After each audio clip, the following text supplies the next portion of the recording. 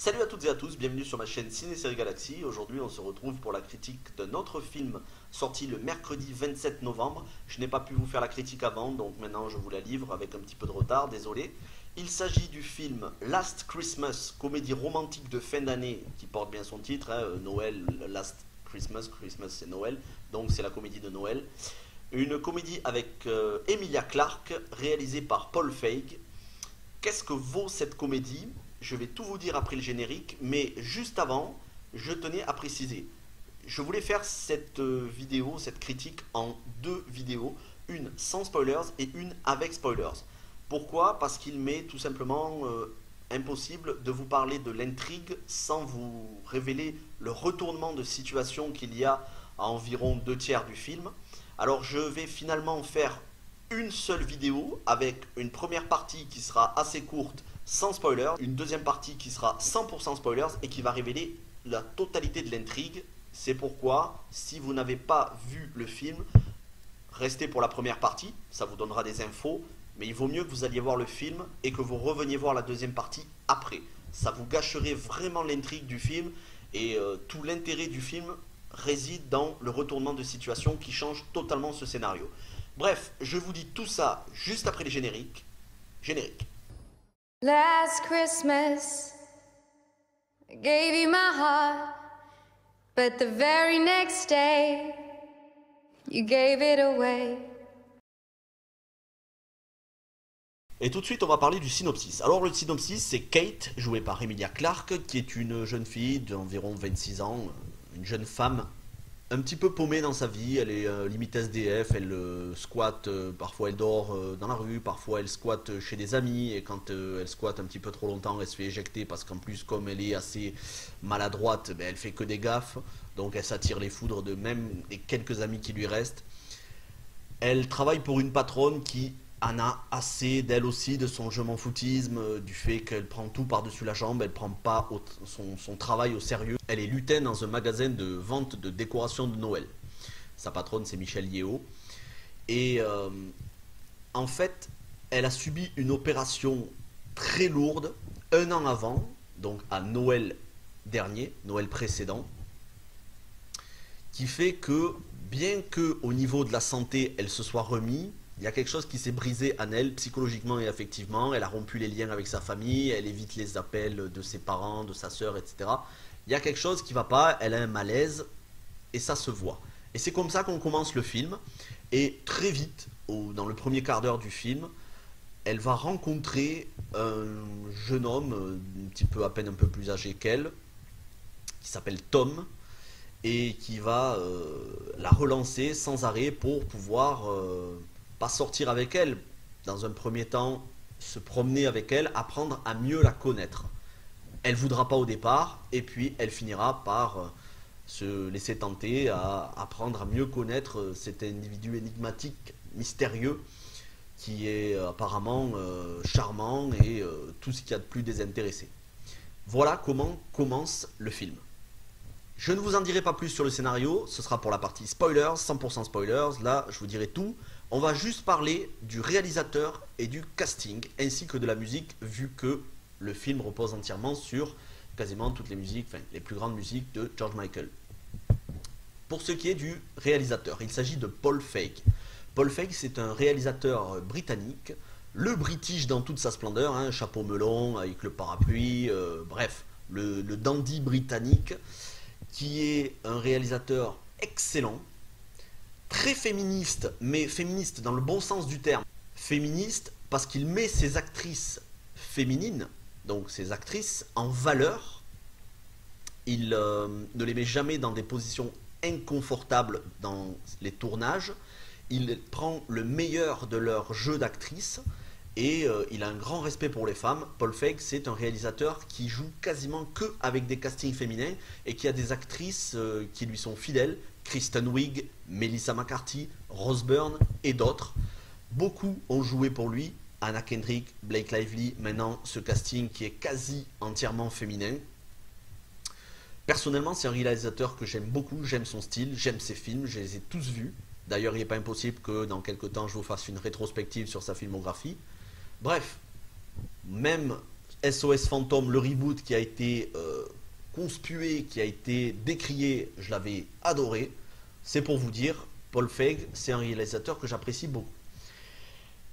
Et pour ce qui est du casting, eh bien, on a Emilia Clarke, fraîchement débarquée de Game of Thrones, puisque la série s'est terminée cette année, qui, ma foi, a eu des rôles assez emblématiques au cinéma. Elle a joué Sarah Connor dans Terminator Genisys. Alors le film n'a pas été très apprécié de la critique, en tout cas critique, spectateur et presse. Moi personnellement j'ai beaucoup aimé Genisys, contrairement à Dark Fate. Elle jouait Sarah Connor, elle était très bien dans le rôle, ça n'était pas de son fait si le film a été décrié.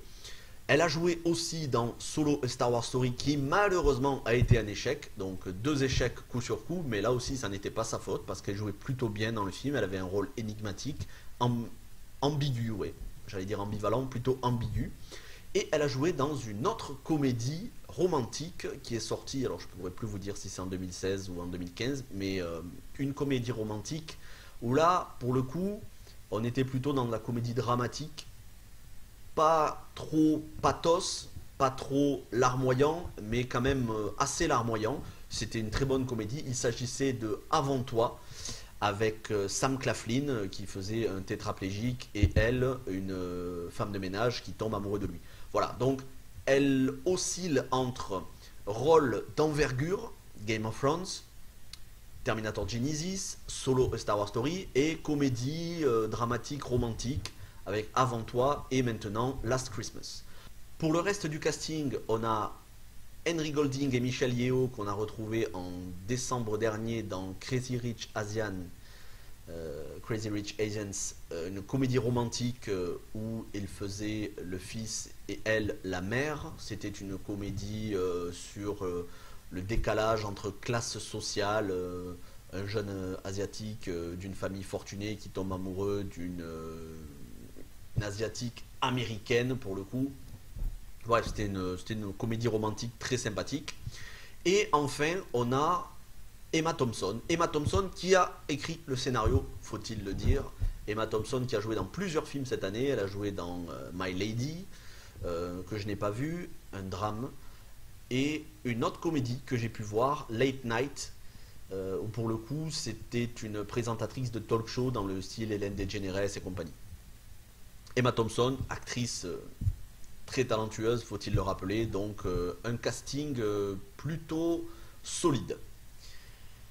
Enfin, les musiques.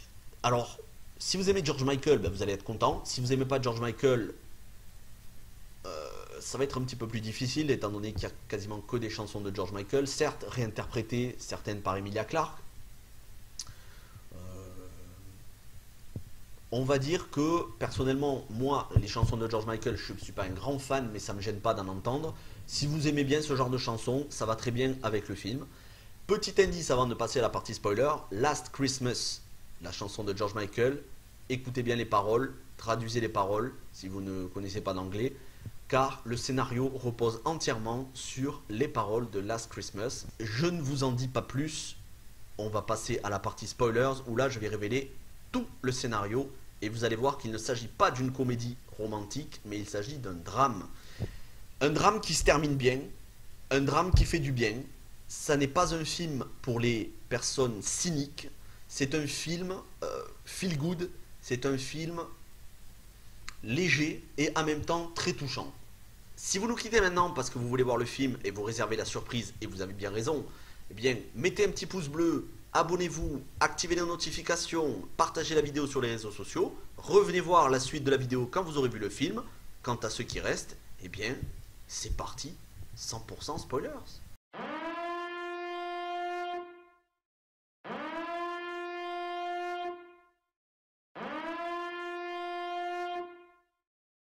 Alors comme je vous l'ai dit, ça n'est pas une comédie romantique. Dans une comédie romantique, la fille tombe amoureuse du jeune homme, ou le jeune homme tombe amoureux de la fille. Sauf que là, en fait, on va s'apercevoir que Emilia Clarke est toute seule depuis le début du film. Son amoureux, donc Tom, n'existe pas. C'est dans sa tête. Pourquoi? Parce qu'elle a été opérée du cœur un an avant et qu'elle a reçu le cœur de ce jeune homme. En fait, c'est la greffe de cœur de ce jeune homme qui l'a sauvé à elle, d'où le titre du film, Last Christmas I Gave You My Heart. À Noël dernier, je t'ai donné mon cœur. Dans la chanson, c'est romantique, dans le film, c'est au sens littéral. Alors comment on s'en aperçoit? Puisque maintenant qu'on a dit ça, on va développer un petit peu. Dans la première partie du film, elle discute avec lui, elle en vient à se lier d'amitié, puis à développer des sentiments amoureux envers lui. Et lui, qui fait du bénévolat dans une église à côté, qui est toujours là au bon moment, l'amène à elle chez lui pour la réconforter, en tout bien tout honneur. Et elle se confie à lui en lui disant qu'elle a été opérée du cœur à Noël dernier et que depuis elle se sent plus elle-même, qu'elle aimerait le dire aux gens mais que personne ne la comprend, que tout le monde lui dit qu'elle a de la chance d'être en vie, sa famille, son médecin, mais que elle se sent pas la même et du coup voilà, ça la rend malheureuse, ça la rend déconnectée, ça la rend ce caractère un petit peu je m'en fous de tout. Et plus tard donc dans le film, vers le deuxième tiers, vers la fin du deuxième tiers, et c'est là où on a la révélation, elle revient voir ce jeune homme, Tom, et elle tombe sur un agent immobilier qui lui dit que l'appartement est en vente. Elle dit, ah bon, c'est quand même osé, il aurait pu m'avertir. Bon. Elle lui dit, bon, ben moi je voulais voir le propriétaire. Et il dit, comment ça le propriétaire? La maison, elle est en vente pour droit de succession parce que le propriétaire est décédé. Ah bon? Et il est décédé à Noël dernier. Et comment il s'appelait? Il s'appelait Tom Webster. Et là, elle comprend en fait que c'est le Tom Webster dont elle avait reçu le cœur à Noël dernier. Et à chaque fois qu'on la voyait en compagnie de Tom, c'était dans sa tête. C'était pas une hallucination, mais une manifestation de sa conscience qui en fait lui disait tu as reçu le cœur de quelqu'un d'autre, apprends à connaître la personne dont tu as reçu le cœur. Donc au deuxième visionnage, on comprend mieux certaines choses. Par exemple, à un moment donné, elle est dans la rue, elle est dans un petit coin entre deux magasins, dans vraiment un petit coin où il y a une porte, un enfoncement. Et elle change ses habits, elle lui demande à Tom de la cacher, des passants passent devant elle, et il la siffle en disant waouh, pas mal. Nous, on pense que c'est parce qu'ils ont vu un morceau de sa jambe ou un morceau de sa robe, mais en fait, elle n'était pas cachée par Tom, elle était toute seule en train de se changer.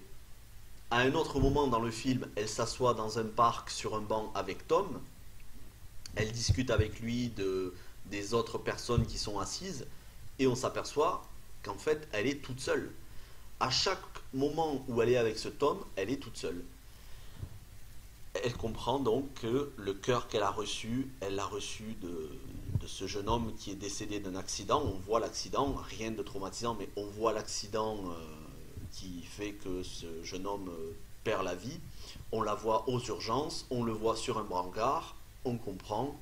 Alors la fin du film, la morale du film, et c'est en ça que c'est un joli film, mais qui n'est pas pour les cyniques, c'est que quand on reçoit de manière désintéressée, on doit donner de manière désintéressée. Elle a reçu un cœur physique, de chair.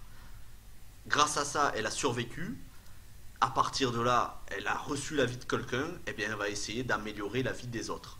C'est vraiment original parce que c'est pas la comédie romantique où on a la jeune fille en détresse sauvée par le prince charmant.